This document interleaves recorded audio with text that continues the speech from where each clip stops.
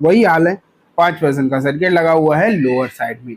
Lower side में जो circuit का जो सिलसिला है वो ऐसा नहीं है कि अभी स्टार्ट हुआ हो, पिछले 2-3 दिन हो चुके हैं।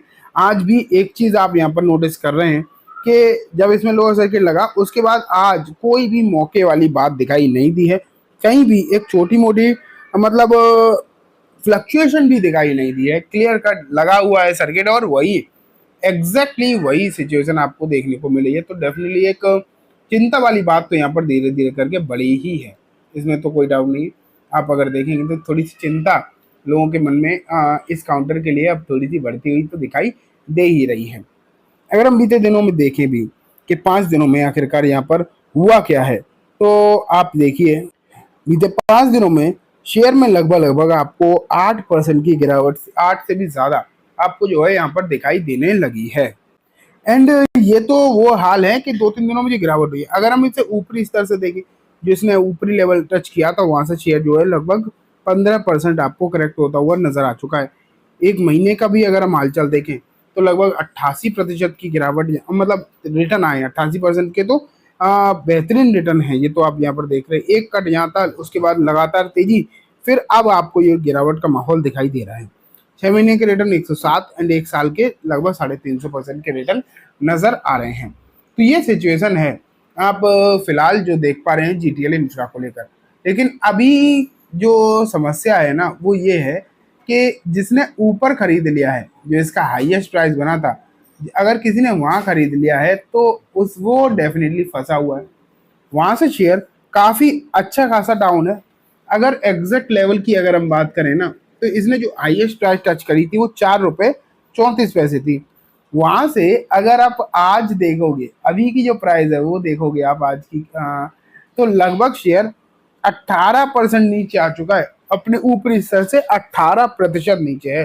एंड 18% श्योरली उनके लिए तो बहुत बड़ी बात है जो लोग बिल्कुल ऊपर खरीद कर बैठ गए, बिल्कुल ऊपरी स्तर पर जिन्होंने खरीद लिया है वो तो बहुत डेफिनेटली समस्याओं में है। लेकिन अब बात वही है कि अभी किया क्या जाए। एक बार मैं आपको डेटा भी दिखा देता हूँ, उसके बाद हम बाकी की चीजें भी देखेंगे। तो डेटा में अगर हम देखें तो लगभग 40 करोड़ के आसपास शेयर जो हैं वो आपको दिखाई दे रहे हैं लगे हुए हैं। कहाँ पर? बिकवाली के साइड पर 40 करोड़ बहुत बड़ा नंबर है। क्लियर कट आप देख पा रहे हैं, एक बहुत बड़ा नंबर आपको ये दिखाई दे रहा है 40 करोड़ का, जो कि शेयर्स लगे हुए हैं। बिकवाली हो पाए या ना हो पाए वो कहना अलग बात है, लेकिन इतना जरूर है कि नंबर्स लगे तो हुए हैं। बेचने के लिए लोग क्लियर कट यहाँ पर उतारू तो हैं, ये तो आप यहाँ पर क्लियरली देख रहे हैं। लेकिन सौदा हुआ कितने शेयर का है? तो वो हुआ है 2 करोड़ 86 लाख के शेयर, मतलब 86 लाख क्वांटिटी। लगभग ये मार्केट बंद होते होते आप ये मान के चलिए कि 3 करोड़ के आसपास हो जाएगा। ये तो आप मान के चल सकते हैं कि लगभग आपको ये नंबर जो है, जो फिगर आपको दिखाई दे रहा है वो लगभग 3 करोड़ के आसपास का फिगर पहुंच जाएगा एनएससी पर। लेकिन बात सिर्फ एनएससी की नहीं है, अगर हम बीएससी पर भी देख लें तो शेयर्स लगे हुए हैं 24 करोड़ के आसपास।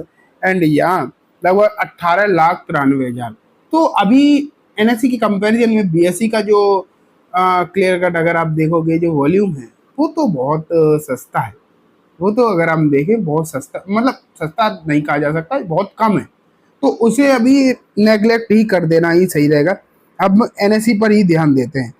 लेकिन अगर हम एक बार डेटा के ऊपर भी चले, एनएससी पर डेटा आखिरकार क्या दिखाई दे रहा है, किस तरीके की सिचुएशन है, तो ना एक चीज आपको समझनी चाहिए कि फिलहाल जो एक ब्रेकआउट के लेवल थे इस काउंटर के लिए, अगर आप एक ब्रेकआउट के लेवल की बात करें तो डेफिनेटली एक ब्रेकआउट हुआ 4 रुपए के आसपास, लेकिन सस्टेन नहीं हुआ।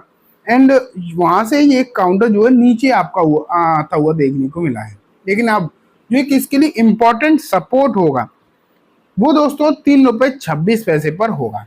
3 रुपए 26 पैसे, मतलब कल अगर इसमें गिरावट होती है तो लगभग उन्हीं रेट के आसपास ये काउंटर जो है पहुंच भी जाएगा।